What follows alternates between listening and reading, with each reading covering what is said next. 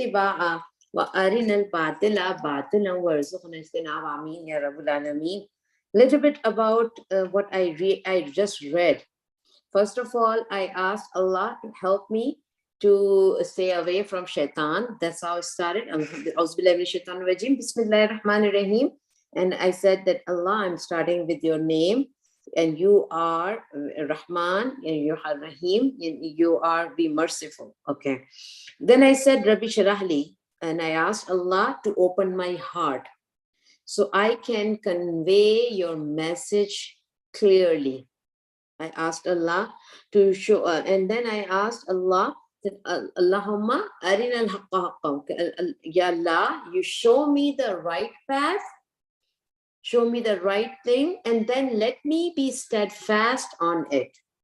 I also said that, and show me the wrong path also, and let me stay away from there. Because sometimes people get distracted and they are on the wrong path, but they are not sure. Sometimes people are confused. Like the other day, somebody was asking me, who is Shia? Are they right? Somebody was saying, is Ismaili? Are they right? Well, we are so confused. There are so many people saying so many different things. Why Jewish are wrong? Why Christians are wrong? Why Hindus are wrong? And why everybody's going to hellfire? Why only Muslims to go in Jannah? All these questions, they all come in our mind, right? And we get confused that I'm not sure even if I'm on the right path, right? Because everybody is on different paths. So that's why you make this dua. Allah, oh Allah, Allahumma arina al-haqqa haqqa. If you don't understand in Arabic, you can make it in English also. In English also, you can make this dua that Allah Ta'ala, Allah, Ya Rabbi, please show me the right path and let me be steadfast on it.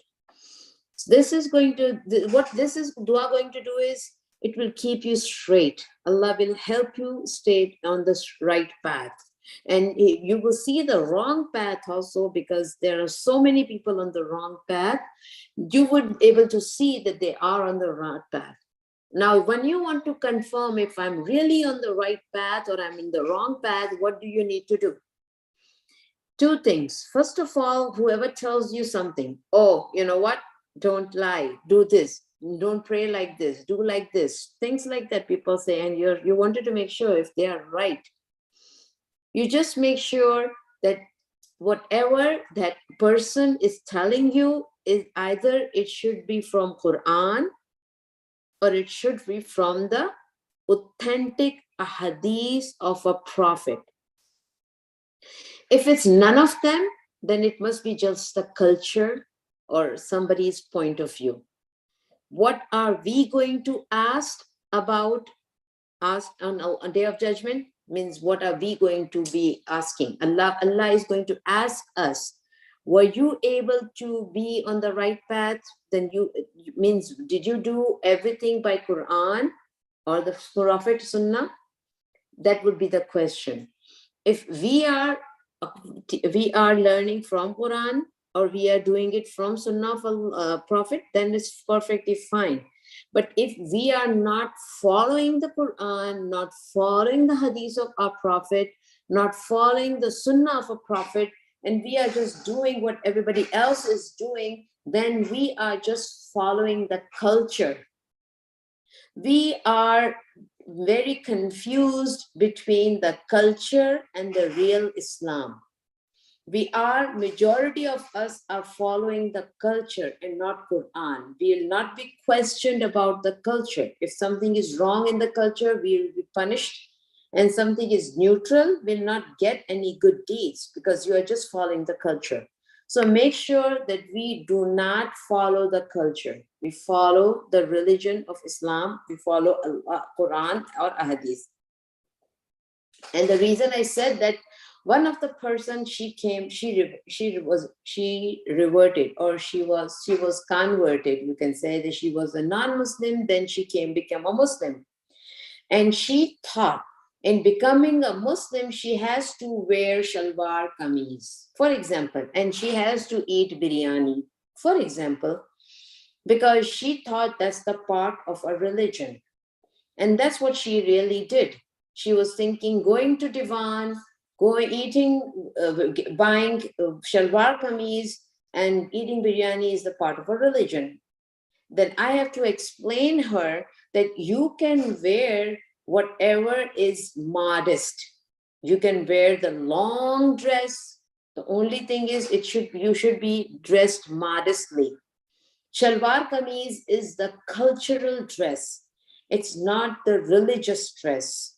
And eating biryani is not the part of a religion at all. It's just some kind of a dish. So again, there should be a difference that we should know that this is a part of religion and that's a part of just our culture. Now, the other day on Monday, I started with Surah Hujarat. And I explained you the meaning of Hujarat is homes, the private homes. We discussed some of the things that I highlighted the things that we are going to discuss in this surah. I explained you that we are supposed to, in first ayah, we talked about to respect the authority. What do you mean by authority? Authority can be your mother. Authority can be your teacher. Authority can be the policeman, anybody. So whoever is the authority, we need to respect the authority and should follow them if they're telling you something to do, because they are responsible to make peace around. In second ayah, we discussed about to watch our tongue. What are we talking? The way we are talking to people, and we are not supposed to be rude and misbehaving with others. So that was the second thing we learned. Today we are going to do ayah 3, 4, and 5. And the background of this one is we need to respect privacy. We need to give space to everybody. That was today's point. In Surah, in number 3, the background story of, before I move forward with the ayah, I wanted to give you the background story of this ayahs, ayat number 3, 4, and 5. The background story was there was a group from the tribe of Bani Tamim.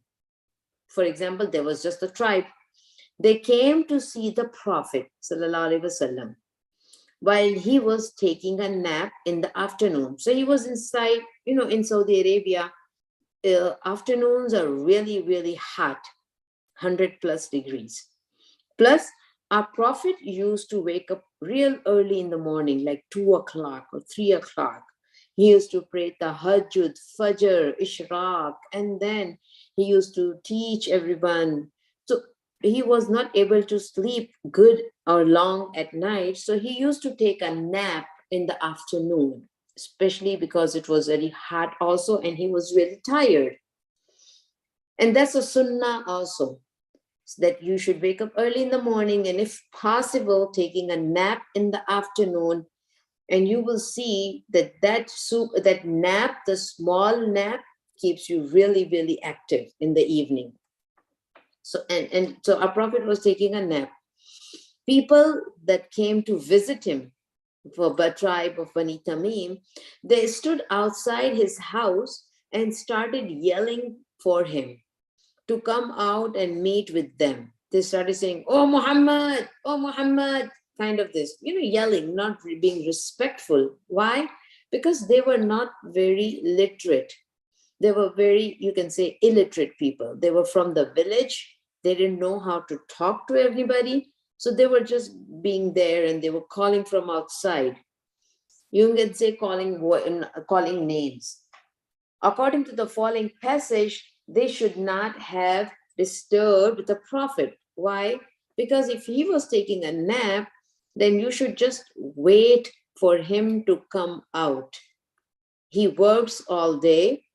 He doesn't sleep good at night, so nap time is important. Instead, they should have waited in the masjid until he woke up on his own and come out to see him. But they did not do it. They started yelling him from outside. So our Prophet So Allah Ta'ala, who loves his prophet, he knows that he needs to take a nap. His body needs that. Allah didn't like it. So he revealed these ayahs. So when Allah loves you, he will take care of you. That's what he took care of a prophet. It says, and so ayat number 3, 4, and 5. إن الذين ينادونك من وراء الحجرات أكثرهم لا يعقلون. Surely, most of those who call you, O Prophet, loudly from outside your private homes have no understanding of manners. Means they don't have any sense. They should have not done that. ولو أنهم صبروا حتى تخرج إليهم لكان خيرا لهم والله غفور رحيم. If they had been patient until you come out to them, it would have been better for them. And Allah is forgiving and merciful. Okay, so this was the revealed ayah for those days. What is the lesson for me and you? The lesson in this ayahs for me and you is that we have to have patience. We need to give respect people's privacy. If somebody is not opening up the door for you, then you should respect their privacy and wait outside. Do not, and in other words, because nowadays we have phones, we should call and message them that if it's okay for me to visit you, I need your help, rather than just going there and ringing their bells, because this is, we don't know what that person is busy with. Maybe she already has this appointment. Maybe she is taking a nap. Maybe she is sick. Maybe she is busy with something important, right? So if in order to, this is kind of gives you the rules and regulations for visiting people. You just do not go and start yelling and screaming and ringing the bells and saying, oh, come out, I need to talk with you. I need some help in something. They were there to become a Muslim, right? These were not Muslims. They are becoming the Muslims. So they wanted to come and talk to Prophet, but Allah did not care about that. Oh, because you are becoming a Muslim, Prophet should just run to you and help you. No. Give some space to each and every person in your life.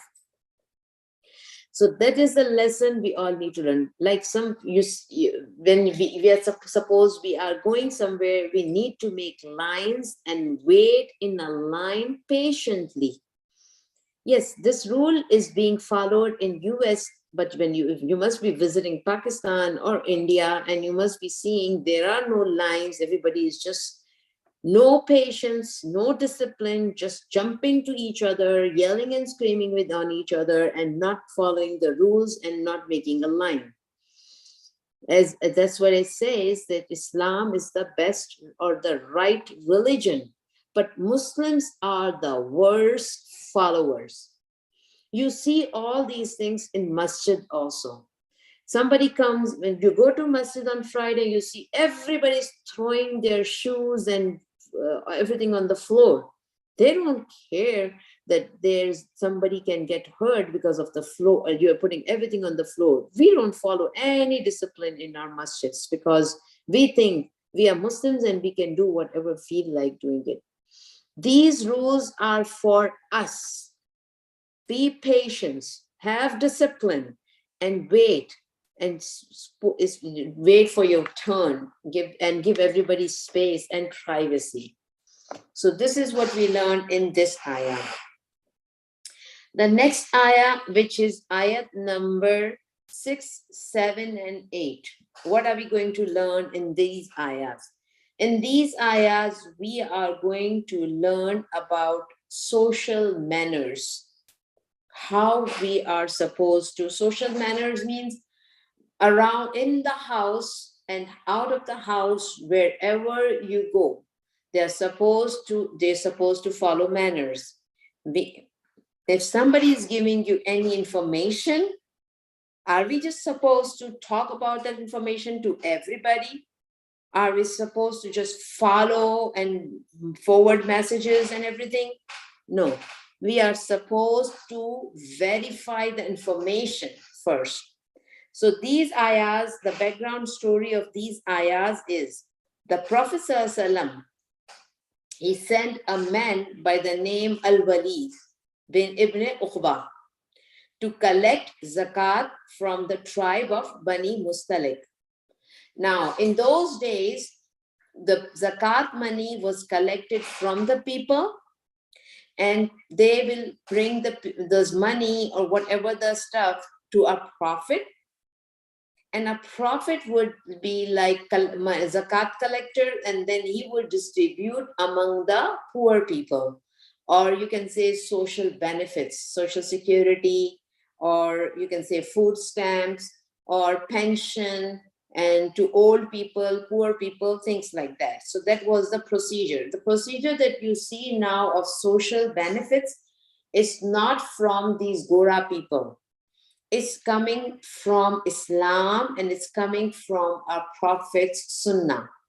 So like nowadays, tax is collected by the government and the state, and then they do so, you provide it to poor people. The same thing was by our Prophet, was collecting the zakat, and it was distributed among the poor people.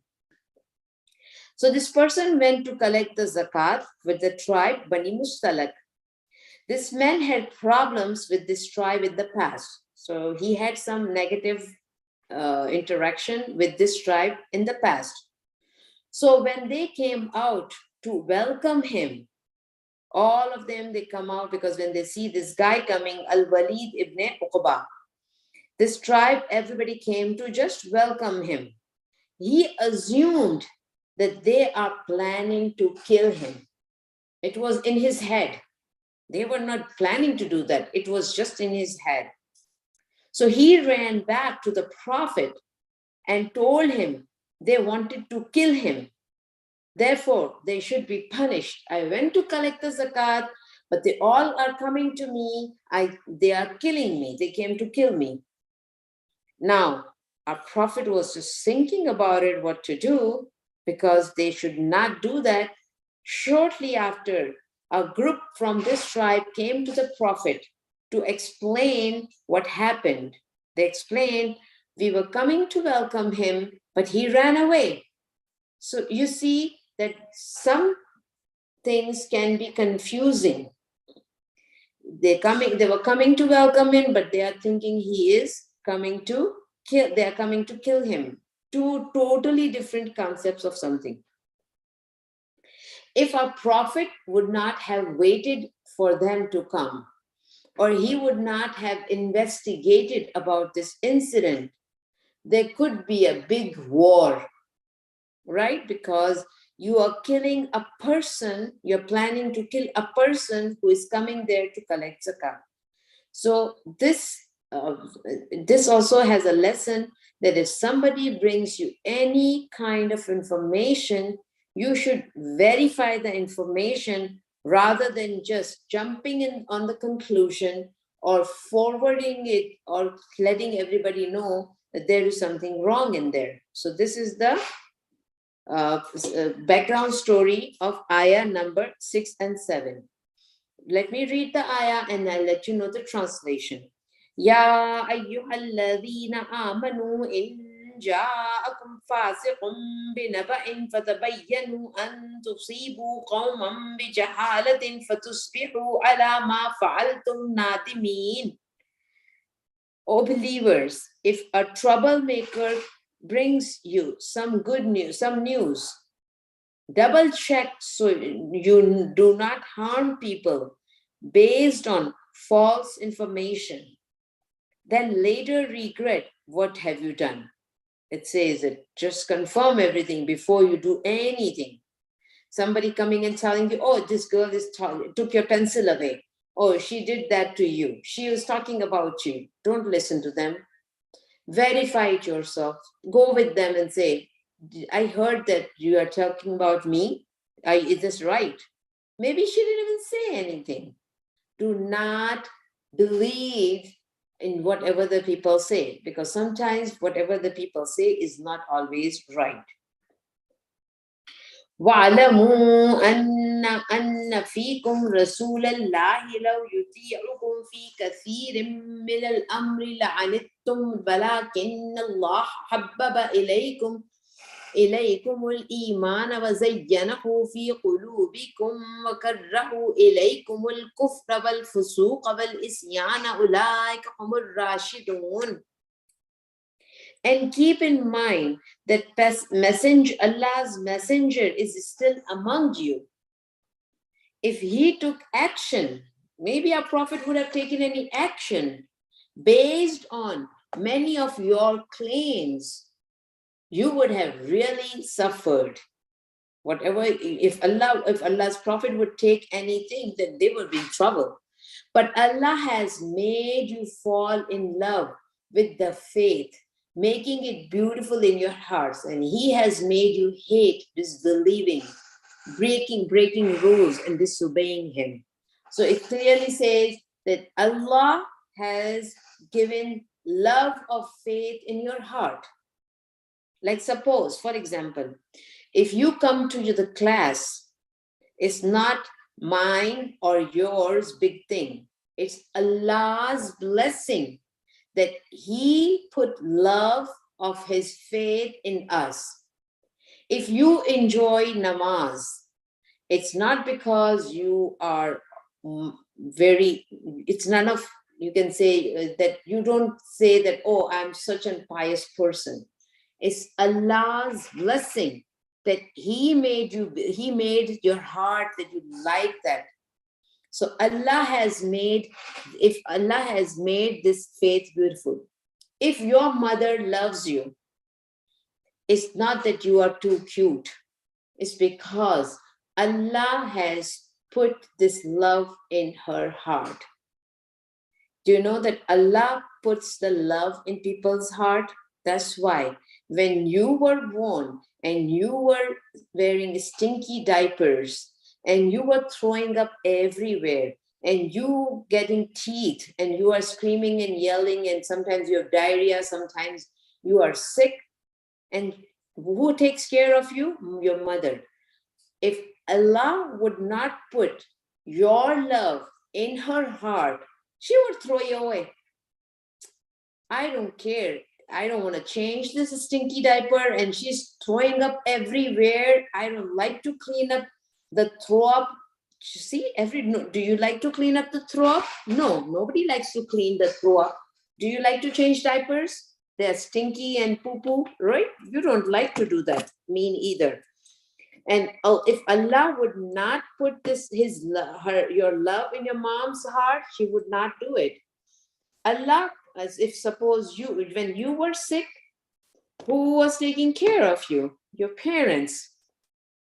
It means Allah has put your love in her heart that she can take care of you, staying up all night, taking you to the doctor, and spending all the time and money to take care, to give you nice clothes and taking care of you, and spending time in kitchen to make the food you love. And look at your father. He works day and night, goes early in the morning, or he could sleep in. He can sleep in for a long time. Wherever he make money he makes, he can spend on himself. He can get himself a nice car and go to Vegas. He can buy nice clothes for himself and should not take care of you. Why he does that? Because Allah has put your love in his heart.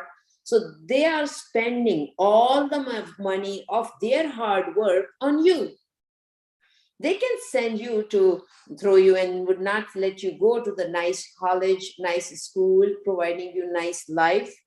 Yes, so we should appreciate and be thankful to Allah, and also be thankful to our parents and appreciate it that they are doing so much for us. And we should appreciate Allah also that He put that thing in their hearts that they can do it. When you will grow up, you would know that making money is really difficult. You would know staying up at night for taking care of a sick person is very difficult. Changing somebody's poo-poo diaper, extremely difficult. To take care of and somebody else other than yourself, when you like to be on social media, when you like to do other things, but you are and like your mom likes to go out and do things, that but she stops doing it and take care of you, like spending time with you, reading to you, talking with you because you need her. That's whatever she is doing, whatever they are doing, it's because Allah has put that love in you. Otherwise, if He would not put that love in them, they would just have left you in the hospital. So somebody else can just throw you or put you in the orphanage taking care of you. So it's only because of Allah that they are doing it. So that's what Allah is saying, that Allah puts everybody's love in their hearts. And if Allah has beautified the faith for you, that you like to do good things, that you like to be a Muslim, that you like to pray, that you like fasting, that's also the gift of Allah to you. When Allah loves you, that's what He does. He puts He makes you, He will make you fall in love with the faith. So that's what Allah is saying here. فَضْلًا مِّنَ اللَّهِ وَنِعْمَةً وَاللَّهُ عَلِيمٌ حَكِيمٌ. All of this, love of faith, and if everybody is loving you, everything, this is a favor and a blessing from Allah. And Allah has perfect knowledge and wisdom. Allah knows everything. And whatever He does, He is perfect, and is perfect due to His perfect knowledge. So whatever, again, we need to appreciate Allah, that He has done so many favors for you.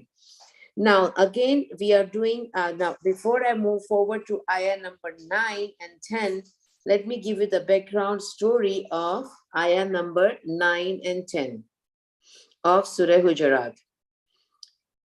The background story of that is, there was once a hypocrite in Medina. His name was Ibn Salul. Now, what do you mean by hypocrite? Hypocrite means the person who says that he does believe in Allah, and he, inside his heart, he doesn't care about Allah. He just cares about himself. Hypocrite is a person who's like a selfish person, who thinks about himself only. He doesn't care about anybody around. He doesn't care about Allah. He doesn't care about family. He just thinks about himself. And Allah doesn't like selfish people. And hypocrite people are selfish people. So there was once a guy, he was a hypocrite, selfish person who was very, very mad at the Muslims because he was about to come to become a king of the city, but everything changed when a prophet moved there. This person was about to become a king of Medina. Then a prophet migrated from Mecca to Medina, and people all forgot about this guy, and they all were just too busy praising and talking to a prophet because they were so, you can say, impressed by a prophet and the new religion, Islam. So this person was very upset because he was not a king anymore, which he was about to become. So he was jealous of a prophet. So the Prophet ﷺ was asked to visit Ibn Salul to comfort him, right?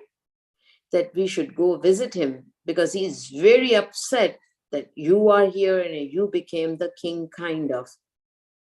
The Prophet ﷺ rode his donkey. At that time, there were no cars and he didn't have any horse. So he rode on the donkey. And some of the companions also followed him. When that hypocrite saw them coming, he yelled, "Go away. the stinky smell of your donkey is killing me. One of the Muslims, which were with the Prophet, he replied to this insult by saying, by Allah, the donkey of the Prophet smells better than you. Now, definitely, it became one thing led to another, and they all started fighting. The Prophet ﷺ now broke up the fight and made peace between them. Then the following passage was revealed, which I'm going to read. So the passage is about making peace among people, friends, Muslims, family, whatever. If you see two people fighting among each other, try to make peace between them. So, okay, I'm going to read the ayah and we'll go through the translation. وَإِن طَائِفَتَانِ مِنَ الْمُؤْمِنِينَ اقْتَتَلُوا فَأَصْلِحُوا بَيْنَهُمَا وَإِن بَغَتْ إِحْدَاهُمَا عَلَى الْأُخْرَى فَقَاتِلُوا الَّتِي تَبْغِي حَتَّى تَفِيءَ إِلَى الْأَمْرِ اللَّهِ فَإِن فَاءَتْ فَأَصْلِحُوا بَيْنَهُمَا بِالْعَدْلِ وَأَقْسِطُوا إِنَّ اللَّهَ يُحِبُّ الْمُقْسِطِينَ. And if two groups of believers fight with each other, then make peace between them. So if you find out two friends are fighting, two family members are fighting, your parents are fighting, whoever, try to make peace with them, with each other. But if one of them unfairly attacks the other, then fight against the attackers until they are willing to accept the rule of Allah. Like if somebody is now hurting each other, so you are going to watch and see who started it and who is worse. And you should be on their side and say that no, talk with the other person that you should not do this with this. So you are supposed to create peace with each other. If they do, make peace between both groups in fairness and be just. Try to find out what is the reason for it, why they are arguing, who is right and who is wrong. Listen to the story of the both sides and then find what is the fine line and what is the right thing to do. It can happen to you at home also. Your brothers, siblings are fighting with each other. Don't listen to only one person. Listen to stories of the both parties. And then try to find out who is at fault, who is fair and who is not fair. Everywhere, in school, everywhere, a Muslim is supposed to be a peacemaker. They try to create peace between people in school, in your homes, everywhere you go. We are supposed to create peace among people. إنما المؤمنون إخوة فأصلحوا بين أخويكم فاتقوا الله لعلكم ترحمون. The believers are all one family. So make peace between two sides and keep Allah in mind so you may be blessed with mercy. Why do you take care of these things? Why do you want to make peace with each other? It's only because of Allah, because you wanted to please Allah by creating peace. So this is another category, another thing that we are supposed to learn about Allah, or that we are supposed to create peace among the people. Now, in ayah number 11 and 12, I'll let you know the background story and then we'll again go to the ayahs. So that's how it will go. I'll give it every time I start with ayah. I'll let you know the background story and then I read ayah and then you know the translation. Also, that what is the lesson for me in it. Now, in ayah number 11 and 12, the story is there was one of the Sahaba, his name was Sabit bin Qais, who had a hearing problem. He could not hear right. So he usually used to sit next to the Prophet ﷺ. So he could hear him well. One day he came a bit late and walked all the way to the front because that's what his spot was. But his spot was already taken. Somebody else was sitting there. Sabit asked the men who took his spot, that say, to move. But the men told him to sit somewhere else. He said, first come, first serve. I'm here before you. Why don't you find another place to sit? Sabit got very angry because he had to sit in the second row behind that man. He asked who that man was. When he was told his name, Sabit said something bad about this man's mother, and the man was very embarrassed. The Prophet ﷺ was not happy with what Sabit said. Soon, verse 11 of this surah was revealed. Because he was upset, he's just trying to say, oh, you know what, your mother was such a bad person, you took my spot, right? So he was upset, so he said things like that, but our Prophet did not like it. His name is not written on the spot, right? Whoever comes first can get the spot, and he doesn't have the right to be upset with the other person because he came first and he got that spot. And you are not supposed to talk about somebody's mother, and you are not supposed to embarrass someone else in front of everybody. So this is the background story. We learned from this story that if somebody takes a spot, it's okay. It's none of he came first, he can take it. And we are not be supposed to upset with someone, and we should not embarrass someone in front of anybody. Respect should be for all. We should be respectful about that. So that's the story. So ayahs are ayah number 11, Surah Hujarat. Ya ayyuhalladhina amanu la yaskhar qawmun min qawmin asa an yakunu khayran minhum wala nisa'un min nisa'in asa an yakunna khayran minhunna ولا تلمزوا أنفسكم ولا تنابزوا بالألقاب بئس اسم الفسوق بعد الإيمان ومن لم يتب فأولئك هم الظالمون. O believers, do not let some men make fun of others who may be better than them, and do not let some women make fun of other women who may be better than them. Do not say mean things about each other or call each other by bad nicknames.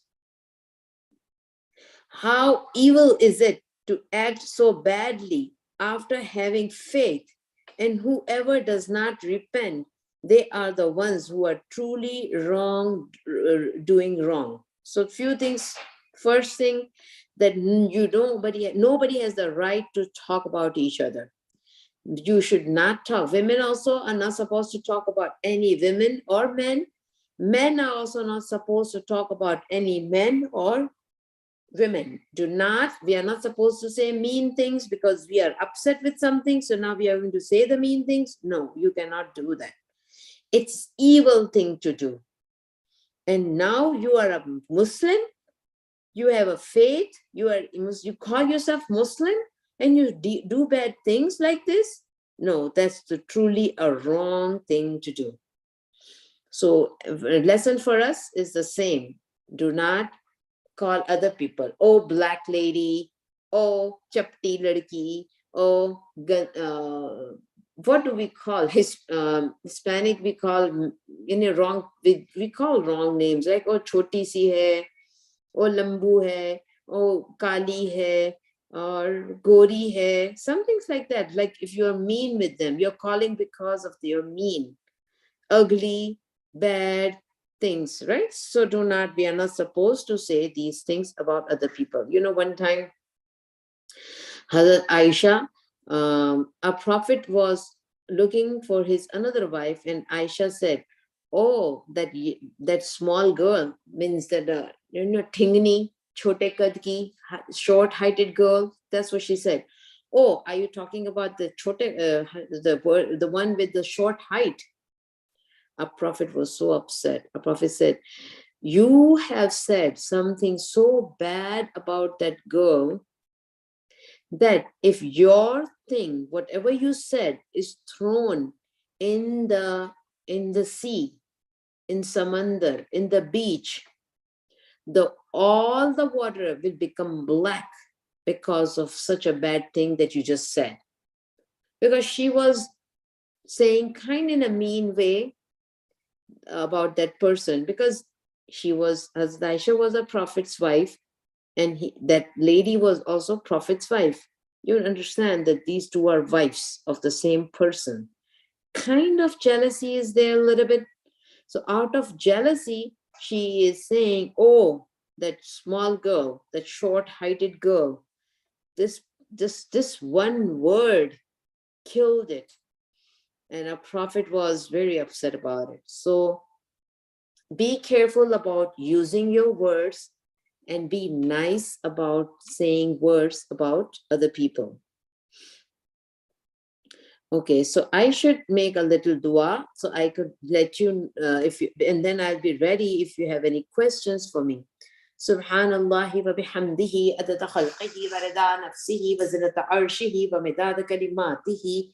Allahumma salli ala Muhammadin wa ala ali Muhammadin kama sallaita ala Ibrahima وعلى آل إبراهيم إنك حميد مجيد اللهم بارك على محمد وعلى آل محمد كما باركت على إبراهيم وعلى آل إبراهيم إنك حميد مجيد اللهم أعني على ذكرك وشكرك وحسن عبادتك اللهم إني أعوذ بك من الهم والحزن وأعوذ بك من غلبة الدين وقهر الرجال لا إله إلا أنت سبحانك إني كنت من الظالمين أستغفر الله ربي من كل ذنب وأتوب إليه ولا حول ولا قوة إلا بالله العلي العظيم اللهم إنك عفو تحب العفو فاعف عني ربي زدني علما اللهم إني أسألك الجنة اللهم أجرنا من النار اللهم إني أسألك علما نافعا ورزقا طيبا وعملا متقبلا اللهم افتح لي أبواب رحمتك اللهم إني أسألك من فضلك ربنا هب لنا من أزواجنا وذرياتنا قرة أعين واجعلنا للمتقين إماما رب ارحمهما كما ربياني صغيرا رب ابني لي عندك بيتا في الجنة ربي إني لما أنزلت إلي من خير فقير حسبي الله لا إله إلا هو عليه توكلت وهو رب العرش العظيم ربنا لا تزغ قلوبنا بعد إذ هديتنا وهب لنا من لدنك رحمة إنك أنت الوهاب ربنا آتنا في الدنيا حسنة وفي الآخرة حسنة وقنا عذاب النار या अल्लाह या रब्बुल आलमीन हम सब यहाँ तेरी खातिर जमा हुए तो हम सबको अपनी रहमत से ढांप ले या रब्बुल आलमीन हम सब रब्बना तक़ब्बल मिन्ना इन्नका अंतस समीउल अलीम सुब्हान रब्बिका रब्बिल इज़्ज़ति अम्मा यसिफून व सलामुन अलल मुरसलीन वल्हम्दुलिल्लाहि रब्बिल आलमीन सुब्हानक अल्लाहुम्मा व बिहम्दिका नशहदु अन ला इलाहा इल्ला अंता नस्तगफिरुका व नतूबु इलैक اللهم صل على محمد وعلى آل محمد كما صليت على إبراهيم وعلى آل إبراهيم إنك حميد مجيد اللهم بارك على محمد وعلى آل محمد كما باركت على إبراهيم وعلى آل